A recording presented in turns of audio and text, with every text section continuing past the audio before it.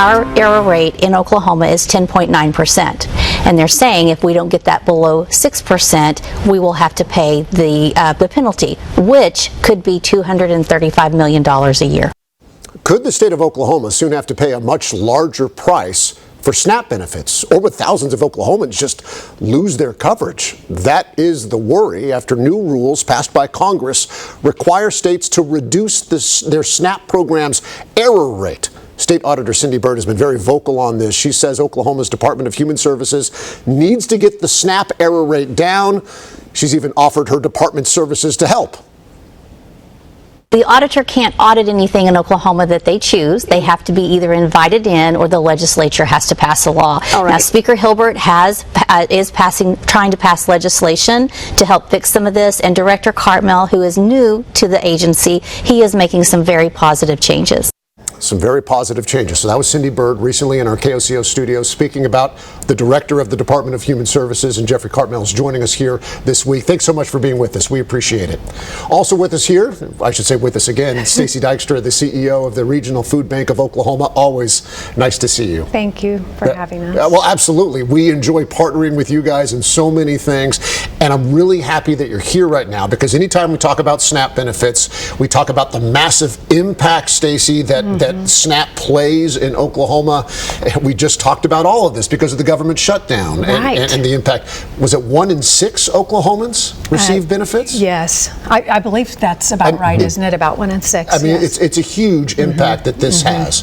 It's important that SNAP benefits roll out appropriately. Would you agree? Well, absolutely. And, I think one of the things that we talked about was for every one meal that the food bank, the Regional Food Bank of Oklahoma and our friends at the eastern, in the eastern part of the state, together, our huge networks only provide 1 meal for every 9 that SNAP provides. So clearly SNAP provides that stability and critical nourishment that we all need. Okay, so let's talk about this error rate issue, because I think it's important, first of all, to define what even that is. Director, when we're talking about the error rate, what are we talking about here? Yeah, so appreciate that. The error rate within the SNAP program is really a reflection of accuracy.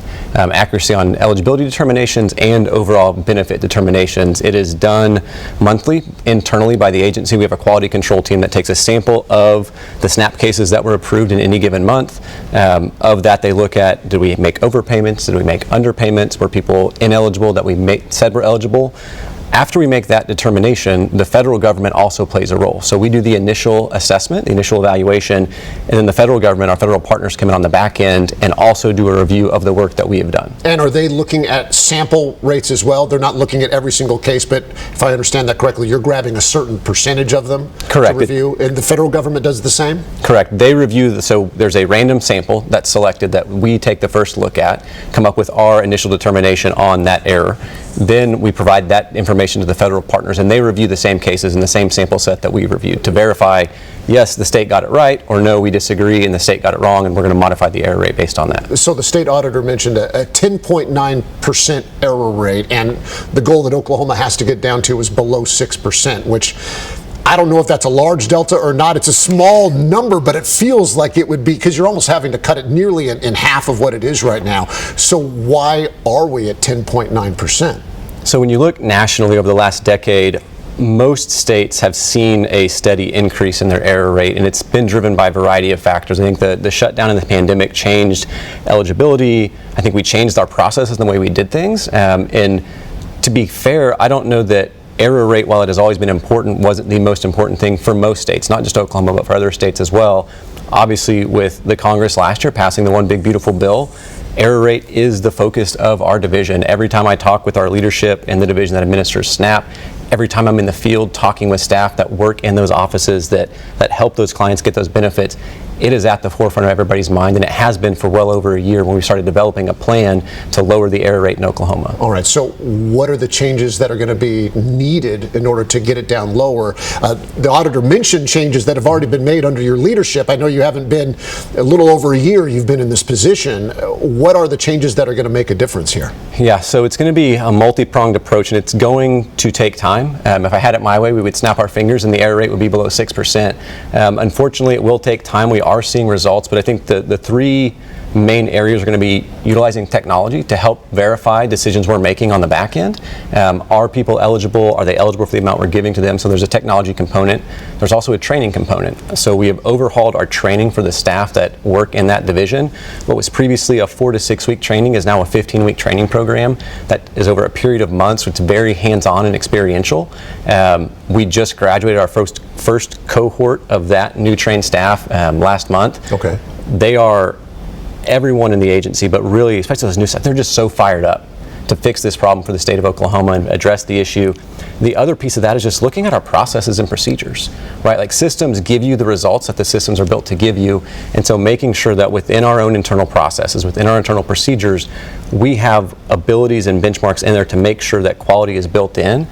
One of the most impactful things that we started doing in September was called a pre-read bucket. And really what that means is, for certain cases that we know based on data are more likely to have errors than others, before those can get approved, we're having a second set of eyes look on them. So we're preventing a whole lot of errors from coming out the door to begin with by just slowing down just a little bit, having that second set of eyes, and making sure that the decisions that we made in the office or on the phone are accurate. I know so much of what was passed in that big, beautiful bill. They were focusing on this because this was posed as a way to reduce fraud in government spending, right? And I'm curious, because I haven't heard you use that word yet. Fraud. How much of this is people trying to game the system? And how much of this is, as you said, really just problems within the system and how we work our way through these problems? Yeah, I appreciate the opportunity to differentiate there. Fraud certainly occurs in any program. I'm not going to say there's not fraud in the program, but the error rate isn't a reflection of fraud. It's not fraud's fault. Correct. Okay. Now, does some fraud cause error? Yes. But does every error itself involve some level of fraud? It doesn't. Fraud is going to have to be an intentional act on behalf of a client or someone in the agency to violate the law. On the error rate, often what happens is it's a misunderstanding of the information that we're seeking from the client, or it's a client failing to update as their situation has changed throughout the course of the year. Stacey, I'm sorry, I want to bring you back in here. I'm sorry, I'm just great. asking the director many questions. Yes. But when we're talking about the threat that is in this bill, that in a few months, that if the error rate does not get down to a certain amount, that it's going to cost the state of Oklahoma money to pay for these SNAP benefits. From your perspective, with what you do, what will be the impact to the regional food bank and to Oklahoma families who are food insecure? Right. And I think that's a great question, Evan, and really it goes so far beyond just the people we're serving. It will include the people we're serving, but if we take money away, money that we were using for something else to help fill these gaps that have to be filled, it means other resources and services are no longer going to be available. Because right? we're talking a lot of money. We're talking a lot of money. And we're also, we're also talking in a year in which the budget is intentionally being held flat. We don't want to increase spending across other things. The Department of Education is wanting to spend more money on issues like literacy and things that we've talked about that here on this program. So it's not ideal, obviously, to all of a sudden, hey, Oklahoma, all those SNAP benefits, we need you to foot the bill instead of us, the federal government. Yeah, and Evan, I might also add that if you think about just what we're talking about, we have to always be focused on people, right? Our human resources, and making sure that they have the stability they need so that they can find pathways to prosperity, because that's the goal we all want, right? Is for people to be able to prosper. And so when you are doing something that potentially puts at risk these very resources, it absolutely is undermining everything that this was built on. Do you think it's appropriate? And I ask this in the sense that, Director Cartmel, I know you have a job to do. They have put this direction in front of you. It is your job to reduce the error rate. When people put a spotlight saying we're going to reduce fraud in these types of important, government assistance programs, do you think that puts a negative stigma on the program as a whole that is unjustified? Yeah, I think it's really sad, to be honest with you, because again, we get to work every day with people who come with such compassion to address hunger. They believe that no one deserves to be hungry, right? And so when we're talking about doing something that makes it sound like a program is bad, or even the people that use it are bad, that doesn't help anyone. And I just go back to that. The goal is for us all to have the opportunity to prosper. It's why Jeffrey Jeffrey comes to work every day. It's why I come to work every day. And it's what we all want. We want to be able to trust in our public programs. Absolutely. And we're all for strengthening accountability.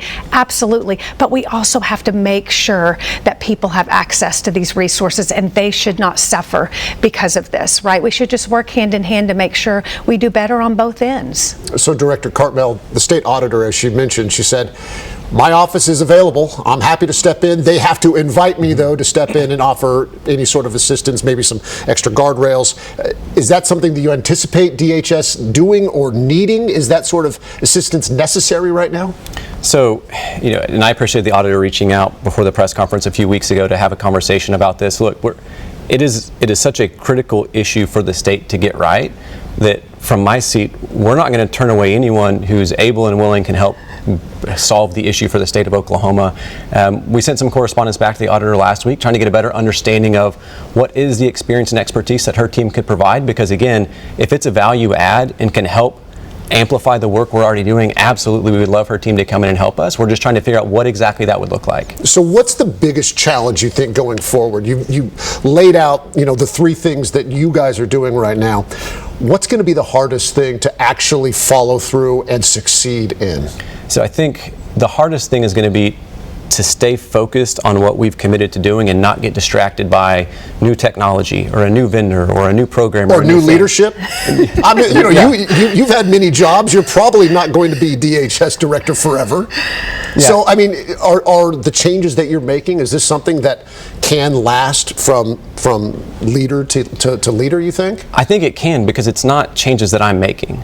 It's changes that a division of our agency has been working on for over a year. And so I think regardless of who's in my seat, we're going to have over 800 employees show up tomorrow, just like they're showing up today, to make this system better for Oklahomans. And when I meet with our staff, when I say they're fired up and invigorated to solve this problem, that's not an understatement, because a lot of the staff that we have serving Oklahomans today were once themselves on the other side of that table. And so it's deeply personal to the people in our agency that we have to get this right. All right, we just have about 15 seconds. Do we think this ends up happening where all of a sudden a big price tag is getting put on Oklahoma? How's this going to play out?